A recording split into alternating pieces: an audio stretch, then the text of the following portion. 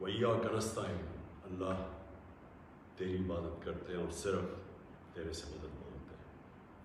میرے پاکستانیوں، آج میں نے آپ سے بڑی اہم بات کرنی ہے اپنے ملک کے مستقبل کے لیے، اور میں نے یہ فیصلہ کیا کہ یہ میں لائیو کروں گا۔ یہ ریکارڈڈ نہیں ہے، یہ آپ کے پاس لائیو جائے گی بات۔ اور اس کی وجہ یہ ہے کہ پاکستان ایک اس انگریزی میں کہتے ہیں ڈیفائننگ مومنٹ پہ ہے، ایک فیصلہ کن وقت پہ ہے کہ ہم نے دو راستے ہمارے سامنے ہیں، ہم نے کون سا راستہ لینا ہے۔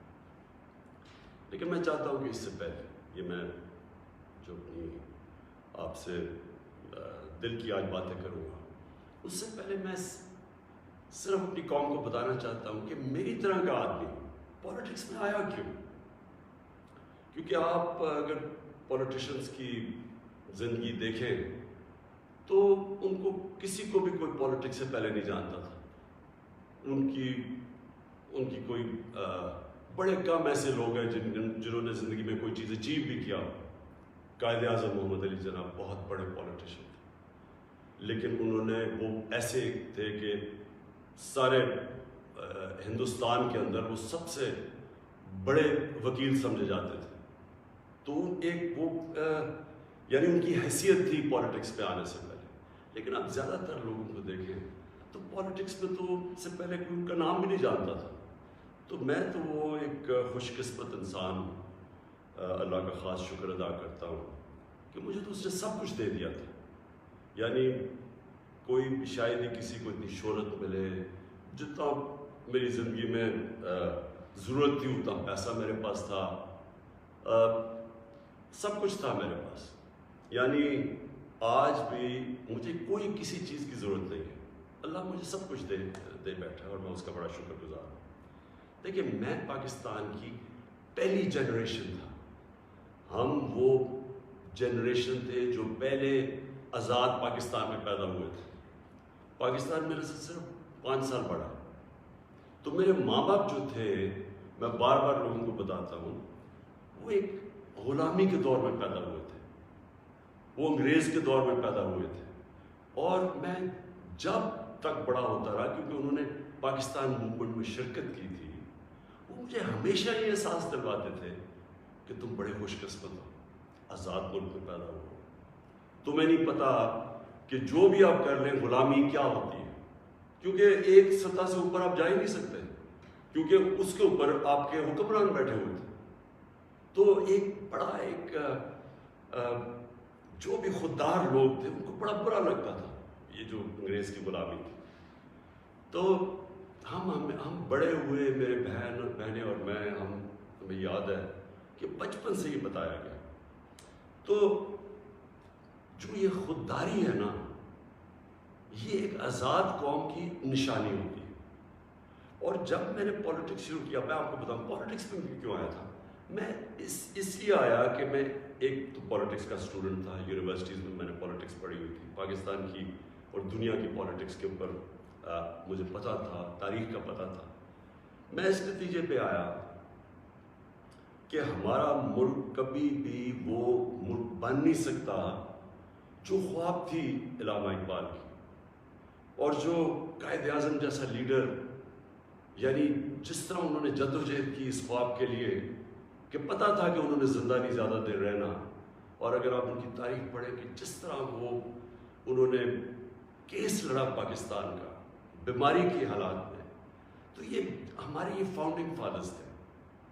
تو جو پاکستان کا مقصد تھا وہ تو ایک بڑا عظیم مقصد تھا کہ ہم نے ایک اسلامی فلاحی ریاست بننا تھا۔ یہ ہماری قرارداد پاکستان میں یہ لکھا ہوا ہے ہمارے فاؤنڈنگ فادرز کا کہ ہم نے جب ہم کہتے ہیں اسلامی فلاحی ریاست، تو یہ سیدھا چلا جاتا ہے مدینہ کی ریاست میں، کیونکہ ہمیشہ مسلمان اس کو ماڈل سمجھتا ہے اپنا۔ جو سنہری دور اسلام کا ہے وہ مدینہ کی ریاست تھی۔ تو جب میں نے 25 سال پہلے پولیٹکس شروع کی تو میں نے اپنی جو ہمارے مینیفیسٹو تھے اس پہ 3 چیزیں رکھی: انصاف، اور انصاف پھر میں کوالیفائی کر دوں، انصاف ہوتا یہ ہے کہ طاقتور اور کمزور کے لیے ایک قانون ہوتا ہے، اور اور جو نبی صلی اللہ علیہ وسلم نے کہا تھا کہ تمہارے سے پہلے بڑی قومیں تباہ ہوئیں، جدھر طاقتور چوری کرے تو اس کو سزا نہ ملے اور صرف کمزور چور، چھوٹا چور جیل میں جائے۔ انہوں نے کہا قومیں تباہ ہو جاتی ہیں۔ تو جس طرح حضرت علی رضی اللہ تعالیٰ نے کہا تھا کہ کفر کا نظام چل جائے گا لیکن ظلم اور ناانصافی کا نظام نہیں چل سکتا۔ تو یہ بیسس ہے ایک انصاف، اور دوسرا انسانیت، رحم ہوتا ہے ایک اسلامی ریاست میں، جو کہ مدینہ کی ریاست میں پہلی فلاحی ریاست بنائی گئی تھی، جو میں بار بار لوگوں کو کہتا ہوں۔ تو یہ میرے دو ایمز تھے، اور تیسرا تھا خودداری۔ ایک مسلمان قوم غلام قوم نہیں بن سکتی۔ جس قوم کا نعرہ تھا پاکستان کا مطلب کیا، لا الہ الا اللہ، لا الہ الا اللہ کا تو مطلب ہی ہے کہ سوائے اللہ کے آپ کسی کے سامنے نہیں جھکتے، وہ شرک ہے۔ سب سے بری چیز اللہ کو لگتی ہے کہ جب آپ کسی کو بھی اللہ کی جگہ پہ رکھتے ہیں۔ تو یہ غلامی جو ہوتی ہے، یہ جب آپ کسی کی بھی پیسے کی غلامی، خوف کی غلامی، یہ سب شرک ہے، کیونکہ لا الہ الا اللہ انسان کو آزاد کرتا ہے۔ یہ تین تھے میرے آج سے 25 سال پہلے۔ آپ دیکھیں کہ میں مینیفیسٹو میں یہ تین چیزیں لکھی۔ مجھے لوگ کہتے ہیں عمران صاحب آپ اسلام کا نام استعمال کرتے ہیں۔ میں اگر میرے میں اللہ ایمان نہ ڈالتا، میں پولیٹکس میں کیوں آتا؟ جس آدمی کے پاس سب کچھ ہے، مجھے یہ بتائے وہ اپنی زندگی کے 22 سال خرچ کرے گا ایک سٹرگل میں، اور 14 سال تو تھوڑے سے لوگوں کے ساتھ تھا، 14 سال تو مذاق اڑتا تھا میرا، تو میں کیوں پولیٹکس پہ اتنی دیر کوشش کی جس کے پاس سب کچھ تھا؟ مجھے اتنے لوگوں نے کہا کہ عمران صاحب آپ کو ضرورت کیا تھی پولیٹکس کی؟ میں سچ آپ کو بتا رہا ہوں، بار بار مجھے لوگ کہتے ہیں آپ کو پولیٹکس میں آنے کی کیا ضرورت تھی؟ یعنی صرف آپ کو ضرورت ہی ہو تو آپ پولیٹکس میں آئیں، آپ کوئی نظریے کے لیے نہ آئیں، کوئی آپ کی بڑی ایمبیشن نہ ہو۔ ایک میں اپنے سارے جو، اور خاص طور پہ میں چاہتا ہوں میرے جو نوجوان ہیں وہ آج میرا بڑا غور سے سنے جو میں نے آپ سے بات کرنی ہے۔ دیکھیے ایک مولانا رومی کی ایک سینگ ہے۔ مولانا رومی کہتے ہیں کہ جب اللہ نے آپ کو پر دیے ہیں تو آپ کیوں چونٹیوں کی طرح زمین پہ رینگ رہے ہیں؟ اس کا مطلب یہ ہے کہ اللہ نے ہمیں اشرف المخلوقات بنائے ہیں، سب سے بڑی مخلوق، فرشتوں سے اوپر درجہ دیا ہمیں۔ فرشتوں کو کا انسان کے سامنے جھکو، اور شیطان کو اس لیے نکالا گیا، وہ عبادت بڑی کرتا تھا، اس نے ان کا حکم نہیں مانا، اس میں تکبر تھا، اس نے کہا میں نہیں جھکتا۔ اللہ نے ہمیں پر دیے۔ مسئلہ ہمارا یہ ہے کہ ہم، کیونکہ ہمارے میں ایمان کی کمی ہوتی ہے، کیونکہ ہم اور خداؤں کی پوجا کرتے ہیں، جو سب سے بڑا جو شرک ہے وہ پیسے کی پوجا کرتے ہیں، خوف کی پوجا کی، جو وہ بڑی سپر پاور ہے، اگر ہم نے یہ نہ کیا تو ہم تباہ ہو جائیں گے۔ یہ خوف کا پت ہے۔ ہم انسان چونٹیوں کی طرح رینگتا رہتا ہے۔ تو پاکستان، میں نے اس کی اونچ نیچ دیکھی ہے۔ ہم نے شروع میں، ہم چھوٹے تھے، ہمیں یاد ہے جب پاکستان ایک تیزی سے اوپر جا رہا تھا، ہماری مثالیں دی جاتی تھیں۔ میں جب اسکول میں تھا پاکستان کی مثال دی جاتی تھی، یہ ساؤتھ کوریا پاکستان آیا تھا سیکھنے کے لیے کہ کیسے آگے بڑھا۔ ملیشیا کے شہزادے میرے ساتھ اسکول میں پڑھتے تھے، یہاں سیکھنے آتے تھے، سارا مڈل ایسٹ سے لوگ یہاں پاکستان کی یونیورسٹیز میں آتے تھے، ہم اوپر جا رہے تھے، ہمارا ماڈل لوگ دیکھتے تھے، مثال دی جاتی تھی۔ میں نے اس کو نیچے آتے دیکھا، اور میں نے اس کو ذلیل ہوتے دیکھا اپنے ملک، اور میں اس کے اوپر ابھی آتا ہوں کیونکہ جو میرے والد تھے، مجھے یاد ہے اپنے آخری دنوں میں جو ہمارے پر یہ وار آن ٹیرر کے اندر جس طرح کی پاکستانیوں کو ذلت ملی، پاکستانیوں کو میں خاص طور پہ کہہ رہا ہوں، لیکن اوور آل اسلاموفوبیا بھی تھا، لیکن پاکستانیوں کو ذلت ملی۔ تو میں جو آج آپ سے بات کرنا چاہتا ہوں کہ دیکھیں اللہ نے جو ہمارے اندر اتنی صلاحیتیں دی ہیں اشرف اس کی عظیم مخلوق پہ، لیکن اسے کنڈیشن لگائی ہوئی ہے۔ اس نے کہا ہے کہ تم نے اگر اوپر اڑنا ہے نا، جو اقبال نے اپنا شاہین کا کانسیپٹ دیا ہے کہ شاہین کیسے اقبال کا، وہ تب اوپر جاتا ہے جب وہ ریزسٹنس کے سامنے کھڑا ہوتا ہے، جب وہ مقابلہ کرتا ہے، جب وہ اپنے آپ کو مشکل وقت سے گزارتا ہے. ہم نماز میں صرف ایک ہی چیز مانگتے ہیں جب 5 وقت کی نماز پڑھتے ہیں کہ اللہ ان کے راستے پہ لگا جن کو نعمتیں بخشیں، ان کے نہیں جو اپنے تباہی کے راستے پہ چلے گئے. تو جو نعمتیں بخشیں وہ نبی صلی اللہ علیہ وسلم اللہ کے حبیب تھے سب سے زیادہ، تو ان کو نعمتیں بخشیں. ان کا آسان راستہ نہیں تھا لیکن ان کی عظمت کا راستہ تھا. میں اس لیے پاکستان کے اندر سیرت نبی اپنے بچوں کو پڑھانا چاہتا ہوں. کیوں نبی کی سیرت پڑھے؟ کیونکہ وہ دنیا کی تاریخ میں سب سے عظیم انسان وہ تھے. تو ان کے راستے پہ اللہ کیوں ہمیں کہتے ہیں چلو؟ کیونکہ وہ عظمت کا انسان کا راستہ ہے. ہم پکڑ لیتے ہیں دوسرا راستہ جو ہم سمجھتے ہیں کہ بڑا آسان راستہ ہے. اچھا جی وہ فلانا نے حکم دے دیا اور ہم تباہ ہو جائیں گے، اگر اس نے وہ فلانا ملک ناراض ہو گیا تو ہمارا یہ ہو جائے گا. ہم رینگ رہے ہیں زمین کے اوپر، ہم چونٹیوں کی طرح رینگ رہے ہیں.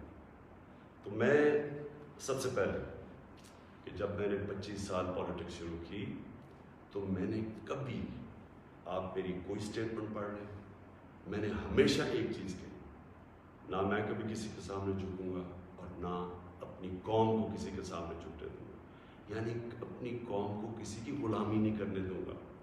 یہ 25 سال کوئی میری اسٹیٹمنٹس ابھی آپ دیکھ لیں، کوئی پرانی میری ویڈیوز ہیں، کبھی اس سے پیچھے نہیں ہٹا پایا. جب اقتدار مجھے ملا تو میں نے تب فیصلہ کیا کہ ہماری فورن پالیسی آزاد ہوگی. آزاد فورن پالیسی کا مطلب ہوتا ہے کہ وہ فورن پالیسی جو پاکستانیوں کے لیے ہوگی، ہمارے مفادات کے لیے ہوگی. اس کا قطعی یہ مطلب نہیں ہے کہ ہم کسی سے دشمنی کریں گے، ہم کسی کو کے خلاف ہوں گے، ہم کوئی اینٹی امریکن ہوں گے یا اینٹی انڈیا ہوگا یا اینٹی یورپین ہوں گے. میں تو سب سے پہلے میں وہ پاکستانی ہوں، سب سے زیادہ ہندوستان کے اندر جو جانتے تھے اور جو رسپیکٹ اور میری دوستیاں تھیں وہ میں پاکستانی تھا کرکٹ کی وجہ سے. میں امریکہ کو بڑی اچھی طرح جانتا ہوں، ان کے پالیٹیشین، ان کے لوگوں کو جانتا ہوں. انگلینڈ کو تو آپ اس طرح کہ میرا دوسرا گھر تھا ایک بار، تو میں تو جانتا ہوں. میں نے کبھی یہ نہیں، کبھی کسی بھی انسانی معاشرے میں کبھی اس کے خلاف ہو ہی نہیں سکتا. ہاں ہم ان کے اندر جو ان کی غلط پالیسیز ہیں اس کی میں تنقید کرتا ہوں. میں نے جب پاکستان نے شرکت کی وار آن ٹیرر میں، یعنی جب جنرل مشرف ہمیں امریکہ کی جنگ میں لے کے گئے، میں اس میٹنگ میں تھا، میں اس کمرے میں تھا. اسی کمرے کے اندر سارے پولیٹیشین بیٹھے ہوئے تھے جس کے اندر ہیڈز آف پارٹیز بلائے تھے، جس طرح باقی بھی تھے، میں بھی تھا. اسی کمرے کے اندر ہمیں کہا گیا کہ جی اگر ہم نے امریکہ کی حمایت نہ کی تو انگریزی کا لفظ وونڈڈ بیئر کی طرح ہے، ایک زخمی ریچھ کی طرح ہے، وہ ہمیں نہ غصے میں شاید ہمیں نہ مارتے. اور مجھے یاد ہے میں نے بار بار میڈیا پہ، پارلیمنٹ میں، ہر جگہ میں نے کہا کہ ہمارا اس جنگ سے کوئی لینا دینا نہیں تھا. 9/11 میں کوئی پاکستانی ملوث نہیں تھا. ہمیں کیا ضرورت ہے کہ ہم اپنے ملک کو کسی کی جنگ میں لے جائیں؟ ہم ان کی مدد کریں. اگر انہوں نے ان کے ملک میں دہشت گردی ہوئی ہے، ہم دہشت گردی کے خلاف ہیں، ہمیں ان کی مدد کرنی چاہیے. لیکن کیا اس کا مطلب یہ ہے کہ ہم پاکستانیوں کو قربان کر دیں کسی کی جنگ میں؟ اور پھر ہم نے غلطی کیا کی؟ سب سے بڑی جو جنرل مشرف نے غلطی کی، 80 کی دہائی میں ہم نے پاکستان فرنٹ لائن سٹیٹ بن گیا جی کہ ہم امریکہ کے حمایتی ہیں، ہم اس کے ایلائے ہیں، ہم سوویت یونین کے خلاف جہاد لڑ رہے ہیں. اور ساری جہاد پاکستان کے قبائلی علاقے سے لڑی گئی، اور باہر سے لوگ ہم نے بلائے اور ہم نے ان کو ٹرین کیا اور یہاں سے مجاہدین گروپس گئے. ہم نے ان کی پوری حمایت کی، ان کو بتایا کہ فورن آکوپیشن، کیونکہ ہم اس لیے لڑ رہے ہیں کہ افغانستان کے اوپر فورن آکوپیشن ہے، اس لیے ہم لڑ رہے ہیں جہاد. اور سارے ہمیں بتایا گیا کہ کتنا بڑا پاکستان بڑا رول پلے کر رہا ہے. جیسے ہی وہ جہاد ختم ہوتی ہے، سوویت یونین ہارتا ہے، امریکہ یہاں سے چلا جاتا ہے، سوویت یونین ادھر چلا جاتا ہے، اور 2 سال کے بعد وہی امریکہ جو ہمارا دوست تھا، جس کے لیے جو ہم اکٹھے جنگ لڑ رہے تھے، وہ ہمارے اوپر سینکشن لگا دیتا ہے، پریسلر سینکشنز. 9/11 آ جاتا ہے، پاکستان کی پھر امریکہ ضرورت پڑ جاتی ہے. یہ جو ابھی میں نے آپ کو کہا کہ اسی کمرے کے اندر فیصلہ ہو رہا ہے کہ جی ہم امریکہ کی ہمیں حمایت کرنی چاہیے. ہم نے کہا کہ ہاں ٹھیک ہے, حمایت یہاں تک ٹھیک ہے کہ دہشت ہم سارے دہشت گردی کے خلاف ہیں, ان کے خلاف ایکشن لیں, لیکن جو حمایت ہم نے کی, جو پاکستانیوں کی جانوں کی قربانی دی گئی, کسی اور امریکہ کے ایلائی نے اس طرح کی قربانیاں نہیں دی. کوئی نیٹو بھی امریکہ کے ساتھ تھا, کوئی ایک ملک بتائے جو 80,000 اپنے لوگ مروا لیں, جس کا سارا قبائلی علاقہ, اور میں یہ آج پھر سے کہنا چاہتا ہوں, دیکھیں میں قبائلی علاقے کو باقیوں سے بہتر جانتا ہوں, میں نے وہ سارا قبائلی علاقہ پھرا ہوا ہے, میں نے کتاب لکھی ہوئی, میں اس کی تاریخ جانتا ہوں. قبائلی علاقہ پاکستان میں سب سے پرامن علاقہ تھا, وہاں کرائم ہوتی نہیں تھی, کوئی ان کے ریکارڈ میں, یعنی ہمیشہ سے وہ کرائم فری ایریا تھا. جو قبائلی علاقے کے لوگوں سے ہوا ہماری اس جنگ میں شرکت کرنے سے, آپ اندازہ نہیں لگا سکتے کہ وہ لوگوں کے اوپر, بیچاروں کے اوپر کیا گزرے. وہاں لوگ مارے گئے, وہ ادھر سے لوگ کھڑے ہو گئے, جن لوگوں کو, اب سوچیں ہم لوگوں کہہ رہے ہیں کہ جہاد کرنا اگر باہر سے آکوپیشن ہو وہ سب سے عظیم چیز ہے, اور اب امریکن جب ہم پہنچ گئے تو ہم نے کہا نہیں آپ دہشت گردی ہے. اب ظاہر ہے وہ لوگوں کو آپ 10 سال میں ایک طرف سے دوسری طرف تو نہیں لے جا سکتے تھے, وہ انسان تھے, ان کو ہم نے یہ بتایا ہوا تھا کہ یہ جہاد ہے. وہ جب انہوں نے پاکستان کے خلاف شروع ہو گئے, اور وہ جو پرانے جہادی گروپس ٹرین کیے تھے وہ بھی پاکستان کے خلاف ہو گئے. تو اس سے انہوں نے ہمیں کہا کہ ہم کولیبریٹرز ہیں امریکہ کے. جہاں جو پاکستان میں خود کش حملے ہوئے, جو قبائلی علاقہ اجڑا گیا, جو یہاں میں پتہ نہیں کتنے ہسپتالوں میں گیا, میں تو جو لوگ بچ گئے تھے, کسی کی ٹانگیں نہیں ہیں, کوئی چل نہیں سکتا, کسی آنکھیں نہیں ہیں, ہاتھ اڑے ہوئے ہیں. تو اس ساری جو ہم نے جب اس کی اتنی زیادہ قربانیاں دی اپنے ملک کی, اس کا کوئی کریڈٹ ملا پاکستان کو؟ کیا کسی نے کہا کہ آپ نے بڑا زبردست کام کیا, شکریہ پاکستان؟ یہ نہیں ہوا. وہاں سے آوازیں آنی شروع ہو گئیں.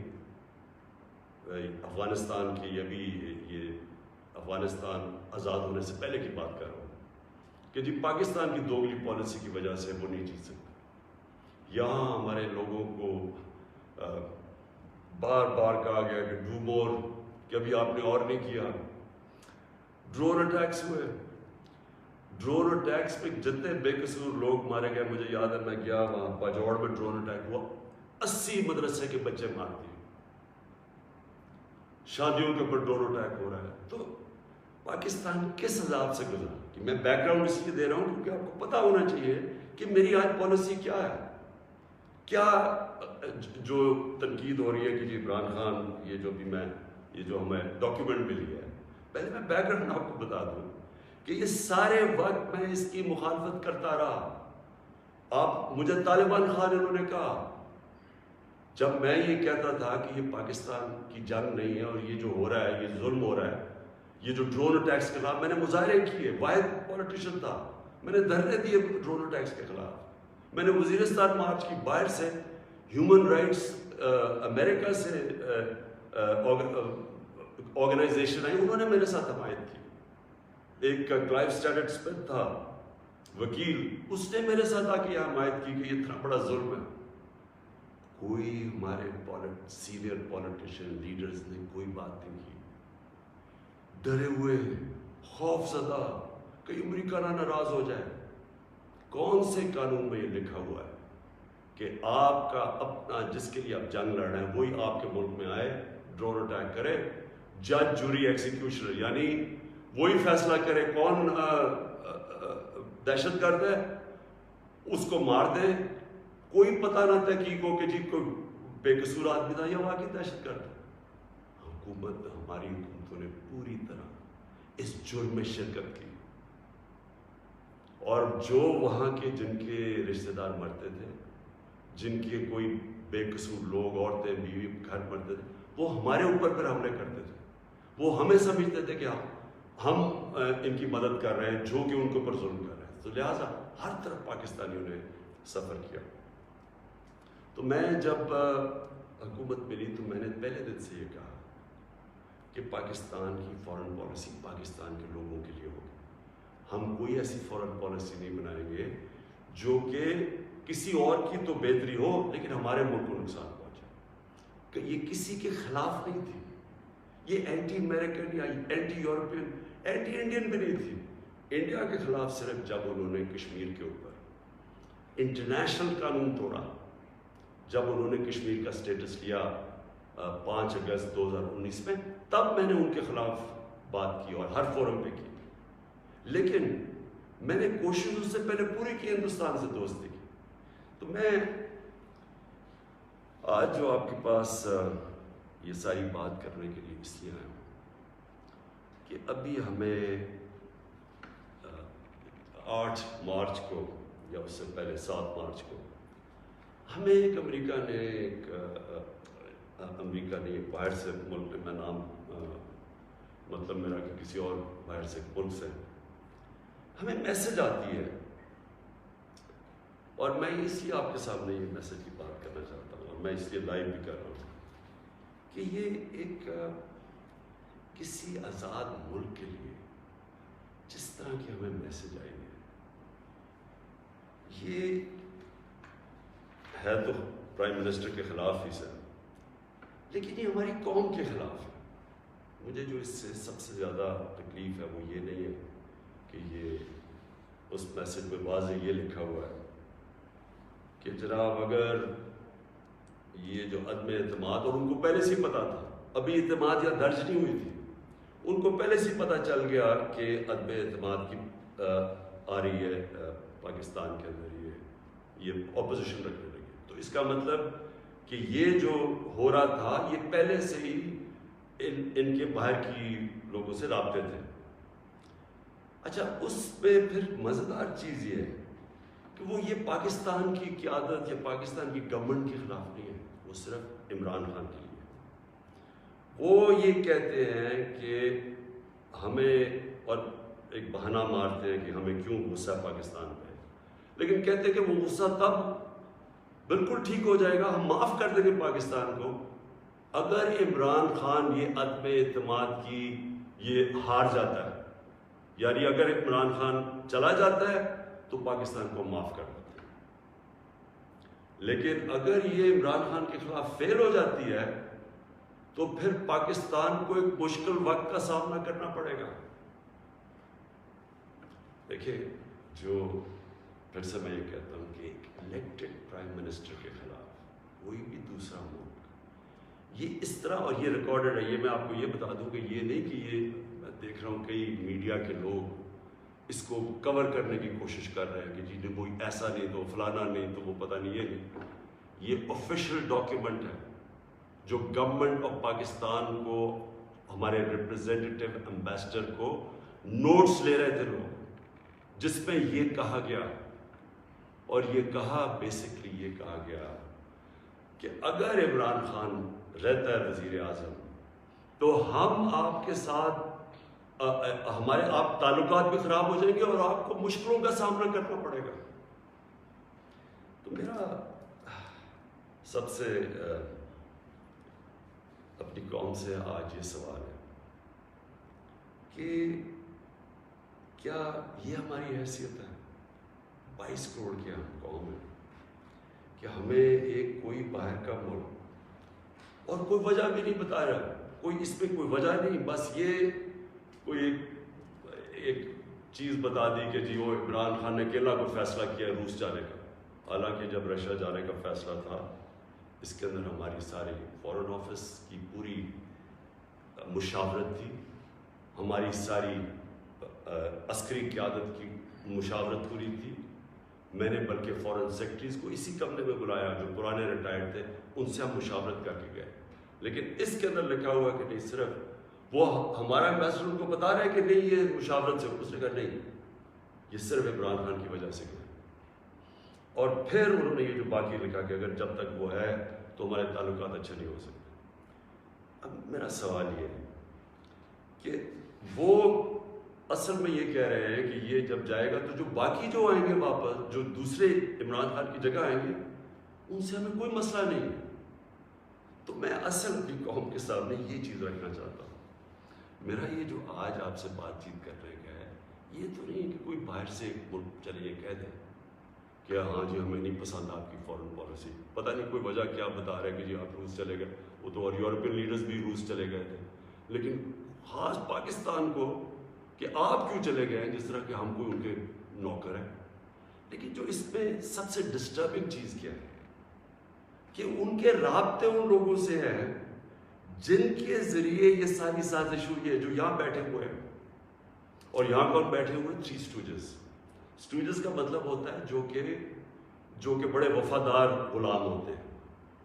یہ وہ لوگ ہیں. اب یہ ذرا سن رہے ہیں کہ یہ چاہ کیا رہے ہیں. یہ چاہ یہ رہے ہیں کہ عمران خان جائے، لیکن اگر یہ آ جائے واپس، یہ جو ابھی جنہوں نے عدم اعتماد کیا ہوا ہے، تو پھر سب ٹھیک ہو جائے گا. تو سب سے پہلا میرا سوال یہ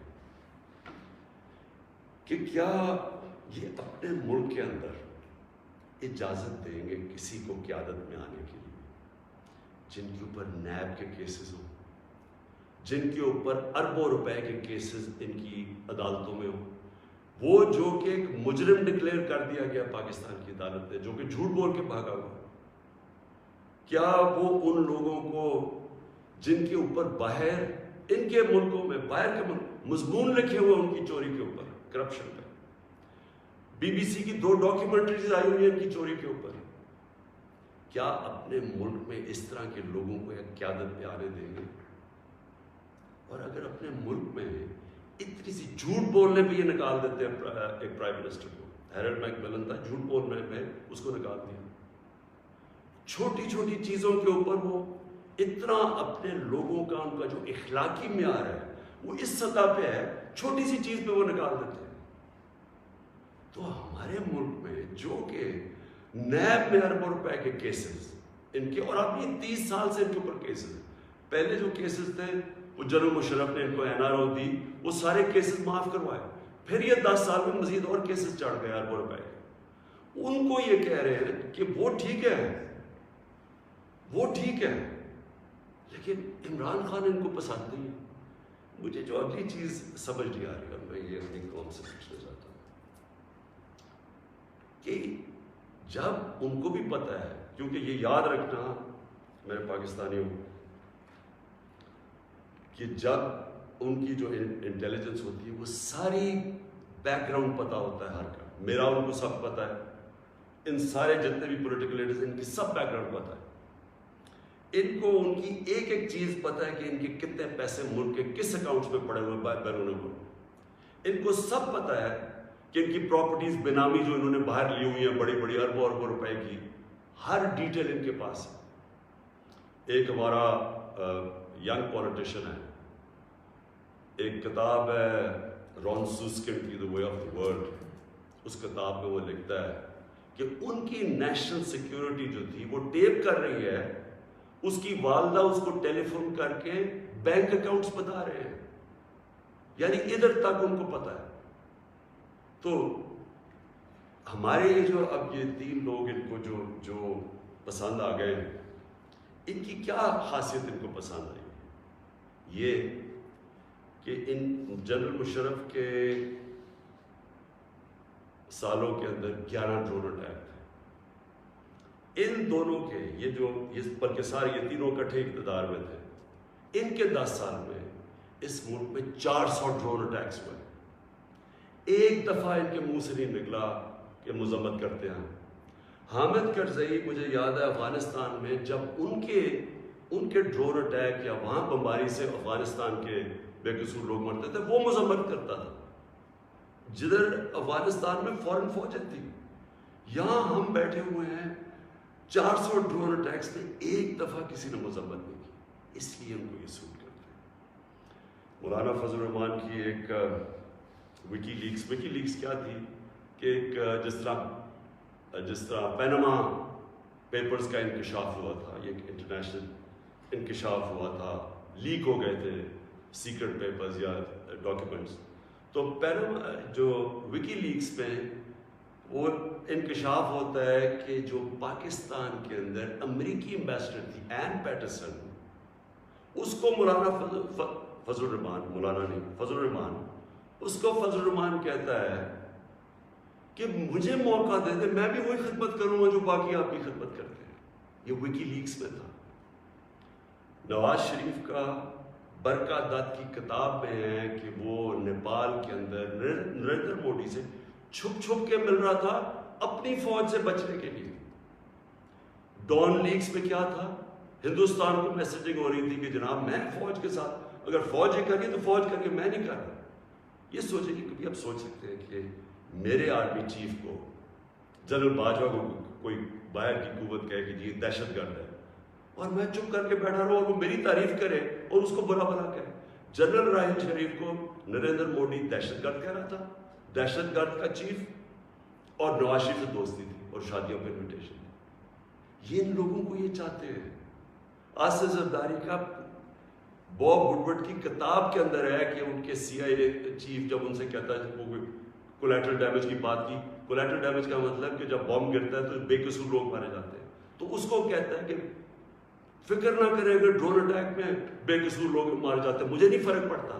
یہ پاکستان کا پریزیڈنٹ کہہ رہا ہے دوسروں کو، جس کو تھوڑا سا، اور کتاب میں وہ لکھتا ہے کہ وہ حیرت انگیز ہو، حیرت آتی ہے کہ یہ کیسے ملک کا صدر بات کر رہا ہے. اس طرح کے لوگ ان کو پسند ہیں. اور شہباز شریف اس کی سٹیٹمنٹ کہ جی عمران خان نے بڑی غلطی کی ایبسلوٹلی ناٹ کہہ کے، یعنی یہ جو ان کے دور میں ایبسلوٹلی ناٹ کیا تھا، میں نے صرف یہ بات کہی کہ ہم امن میں آپ کے ساتھ ہیں، ہم جنگ میں آپ کے ساتھ نہیں ہیں، ہم کسی کانفلکٹ میں آپ کے ساتھ، لیکن جو بھی آپ امن افغانستان میں کہیں چاہتے ہیں ہم ساتھ ہیں آپ کے. میری پالیسی آپ میں بتاؤں کہ کیونکہ ہم انڈیپینڈنٹ، یعنی ہم ایک انڈیپینڈنٹ فارن پالیسی چاہتے ہیں، ہماری کریڈیبلٹی ہوتی ہے کہ ہم سالس کا کردار پلے کر سکتے ہیں. وہ صرف تب ہوتی ہے جب آپ لوگ سمجھیں کہ آزاد ہے آپ کی فارن پالیسی. جب لوگ پہلے سے سمجھتے ہیں کہ جدھر سے حکم آئے گا آپ نے وہی کرنا ہے، آپ کو اتنی بھی شرم نہیں ہے کہ آپ کے ملک میں بمباری کر رہا ہے آپ کا دوست اور آپ کے لوگ مارے اور آپ اس کو نہیں کچھ کہہ سکتے، کس نے آپ کی کیا کریڈیبلٹی ہوگی اور دنیا نے کیا عزت کرنی ہے آپ کی. جب ہم یہ وار آن ٹیرر میں حصہ لے رہے تھے، بیرون ملک پاکستانیوں سے میرا تعلق بہت ہے، کبھی ان سے پوچھے کہ ان کو کس ذلت کا سامنا کرنا پڑا. ایئرپورٹس کے اوپر ان سے کیا ہوتا تھا، پکڑ پکڑ کے ان کو ڈیٹین کر دیتے تھے، عام بے قصور لوگوں کو پکڑ کے پاکستانی کو جیل میں ڈال دیتے تھے باہر کی ملکوں، جبکہ یہاں ہم ان کے لیے جنگ لڑ رہے ہیں، باہر پاکستانی دشمن بنے ہوئے ہیں. کبھی کسی سے پوچھے کہ ان بیچاروں سے کیا، کتنے پاکستانیوں کو جیلوں میں ڈالا گیا، کسی نے کوئی بات کی، کسی نے ان کے لیے سٹینڈ لیا. تو میں جب یہ میں کسی کے اگینسٹ نہیں بات کرتا، میں صرف یہ کہتا ہوں کہ میری جو سب سے بڑی ذمہ داری ہے وہ میرے 22 کروڑ لوگ ہیں، میں ان کے لیے فارن پالیسی بناؤں گا. تو یہ جو شہباز شریف کہتے ہیں ایبسلوٹلی ناٹ، میں نے نہیں کہنا تھا، کیونکہ آپ کا تو پاور میں آنے میں مقصد ہی کچھ اور ہے. آپ نے کب پاکستانیوں کے لیے سٹینڈ لیا؟ بتائیں کتنی دفعہ یہ جب بمباری ہو رہی تھی آپ کے منہ سے آواز نکلی، اور آپ کے بھائی صاحب کبھی بات کر ہی نہیں سکتے جب، کیونکہ آپ کے سارے جو اربوں روپے سب پتہ ہے ان کو کدھر پڑے ہوئے. اور دوسری چیز یہ کہا کہ جی یہ جو ڈاکیومنٹ ہے یہ ٹھیک ہی نہیں ہے، اگر یہ ٹھیک ہو جاتی تو آپ ہمارے ساتھ آ جاتے ہیں. تو آج نیشنل سیکورٹی پارلیمنٹ کی کمیٹی کے اندر جب رکھی گئی، کیوں نہیں آپ نے آ کے دیکھی؟ ہم نے یہ ڈاکیومنٹ پہلے لوگوں نے کہا کہ نہیں جی یہ ٹھیک نہیں، یہ مذاق اڑایا گیا، جی جعلی ہے. پہلے میں نے کیبنٹ میں رکھی، ساری کیبنٹ کو بتایا گیا، منٹس کیبنٹس کے بنے کیونکہ سب سے ٹاپ فورم پاکستان کا وہ ہے. اس کے بعد نیشنل سیکورٹی کاؤنسل کی میٹنگ کی، میں نے سارے اپنے سروس چیف سب کے سامنے رکھی وہ ڈاکیومنٹ. اس کے بعد یہ پارلیمنٹ کی کمیٹی کے اندر لے کے گیا اور سینئر جرنلسٹ کو ہم کو بتایا، صرف یہ کہنے کے لیے کہ یہ کوئی ڈاکیومنٹ کوئی پبلک کو یعنی اکسانے کی بات نہیں ہے. یہ جو میں نے آپ کو بتایا اس سے زیادہ یہ خوفناک اس میں چیز ہے اس ڈاکیومنٹ کے اندر. میں اب آخری بات پہ آنے لگا، اور وہ یہ ہے کہ ہماری اب سنڈے کو ووٹ دی جائے گی. اس سنڈے کو اس ملک کا فیصلہ ہونے لگا کہ یہ ملک کس طرف اب جائے گا. کیا وہی غلامانہ پالیسی، کرپٹ لوگ جن کے اوپر 30 سال سے کرپشن کے کیسز ہیں، نیب نے ان کے کیسز پڑے ہیں. بدقسمتی سے کوئی اور ملک ہوتا جس کے اندر یہ انصاف کا نظام زیادہ طاقتور کو قانون کے نیچے لانے جن کی صلاحیت ہے، اور جو بھی خوشحال ملک ہیں دنیا میں، جو بھی جن ملکوں کے اندر غربت نہیں ہے، خوشحالی ہے، جو پروگریس کر چکے ہیں، ترقی یافتہ ملک ہیں، ان سارے ملکوں کی ایک چیز آپ کو کامن ملے گی کہ طاقتور مجرم کو ان کی صلاحیت ہوتی ہے قانون کے نیچے لانے کی. ہمارا ابھی تک انصاف کے نظام میں وہ صلاحیت نہیں ہے. یہ ہماری بڑی بدقسمتی ہے کہ اربوں روپے کے ان کے پاس کیسز ہیں، کچھ نہیں ہو رہا. تو کیا قوم ان کو پھر جو 30 سال سے کہہ رہے ہیں، اچھا کہہ رہے ہیں جی عمران خان نے ملک بڑا خراب، آج کیوں یہ سارا کر رہے ہیں ڈرامہ عمران خان نے ملک خراب کر دیا. عمران خان تو ابھی 3.5 سال ہوئے، 30 سال سے تو آپ باریاں لے رہے ہیں اس ملک کے اوپر. تو یہ اگر ملک خراب تھا، یہ اگر حالات برے تھے، تو یہ کیا 3.5 سال میں ہو گئے؟ اور میں چیلنج کرتا ہوں کہ 3.5 سال میں جو ہم نے کیا ہے، کسی بھی فورم انڈیپینڈنٹ ماہرین کو آپ بٹھائے ان سے پوچھیں، میں چیلنج کرتا ہوں کہ 3.5 سال میں جو پاکستان میں ہوا کہ ان کے کسی دور میں نہیں. تو یہ جو آپ سارے اکٹھے ہیں، یہ اب قوم نے فیصلہ کرنا ہے کہ کیا یہ جو ووٹ ہونی ہے سنڈے کو، اس میں کون کدھر جائے گا. مجھے لوگوں نے کسی نے کہا جی وہ عمران خان آپ ریزائن کر دیں. میں ریزائن کر دوں؟ میں جو میرے ساتھ کرکٹ کھیلتے تھے وہ ساری دنیا 20 سال جو میں کھیلی ہے، آخری گیند تک میں مقابلہ کرتا ہوں. میں کبھی ہار زندگی میں نہیں مانی. میں تو ووٹ کا جو بھی رزلٹ ہو جائے، آپ دیکھیں گے کہ میں تو اس کے بعد اور زیادہ تکڑا ہو کے سامنے آؤں گا جو بھی رزلٹ ہو. لیکن میں یہ دیکھنا چاہتا ہوں اس دن، یہ میں چاہتا ہوں میری ساری قوم دیکھے کہ کون جا کے اپنے ضمیر کا سودا کرے گا. اگر کوئی یہ کسی کو کہنے کی کوشش کر رہا ہے نا کہ جی ہمیں ایک دم پتہ چلا کہ عمران خان تو یہ تو بہت ہی نااہل یا برا تھا، آپ کو ریزائن کرنا چاہیے تھا. ہم جمہوریت کے اندر لوگ ریزائن کرتے ہیں. لوگ تب نہیں کرتے کہ جب آپ دیکھیں کہ 20-25 کروڑ روپیہ آپ کو آفر ہو رہا ہے اور آپ چلے جائیں، اور وہ پیسہ جو پہلی چوری کا پیسہ جس سے خریدا جا رہا ہے لوگوں کو، ساری قوم کے سامنے یہ ہو رہا ہے. وہ جگہ بنی ہوئی ہے جدھر میریٹ کے اندر یا سندھ ہاؤس کے اندر یہ تماشا چل رہا ہے ساری قوم کے سامنے. میں تو یہ پوچھنا چاہتا ہوں کہ ہمارے نوجوانوں کو ہم آج کیا سبق دے رہے ہیں؟ ہم کیا ان کو بتا رہے ہیں کہ یہ ہمارے جو پبلک ریپرزینٹیٹیو ہیں ان کی قیمتیں لگی ہوئی ہیں، یہ ساری قوم کے سامنے ہو رہا ہے. یہ کچھ چھپی بات نہیں ہے. آپ الٹا بھی لٹک جائے، کوئی یہ نہیں مانے گا کہ ان 3 لوگوں کے پاس کوئی اس لیے جا رہا ہے کہ یہ تو بڑے کوئی نظریاتی لوگ ہیں. تو کوئی نہیں ماننے لگا کہ یا اسد زرداری یا شہباز شریف، نواز شریف یا فضل الرحمانی کوئی نظریاتی لوگ ہیں. سب ان کو جانتے ہیں. صرف انہوں نے جو اپنے خلاف سٹیٹمنٹس دی ہوئی ہیں وہ 20 سال ذرا دیکھ لیں تو آپ سمجھ جائیں گے کہ یہ کوئی نظریاتی نہیں ہو رہا. یہ صرف اور صرف ضمیروں کا سودا ہو رہا ہے. یہ اپنے ملک کا سودا ہو رہا ہے. یہ اپنے ملک کی ساورنٹی کا سودا ہو رہا ہے. اور یہ جو ہوگا، میں ابھی بھی لوگوں کو یہ، کیونکہ مجھے ابھی بھی امید ہے کہ جو ہمارے لوگ اپنا سودا کر کے وہاں بیٹھے ہوئے ہیں، میں ابھی بھی آپ سے یہ کہتا ہوں کہ ہمیشہ کے لیے یہ آپ کے اوپر ایک مور لگنے لگی ہے. یہ نہ لوگوں نے آپ کو معاف کرنا ہے، نہ لوگوں نے آپ کو بھولنا ہے. نہ آپ کی اس بات کو معاف کرنا ہے، بھولنا ہے، نہ جو لوگ آپ کو ہینڈل کر رہے ہیں نہ ان کو معاف کرنا ہے اور بھولنا ہے لوگوں کو. یہ ہمیشہ کے لیے لوگ یاد رکھیں گے کہ آپ نے اپنے ملک کا سودا کیا.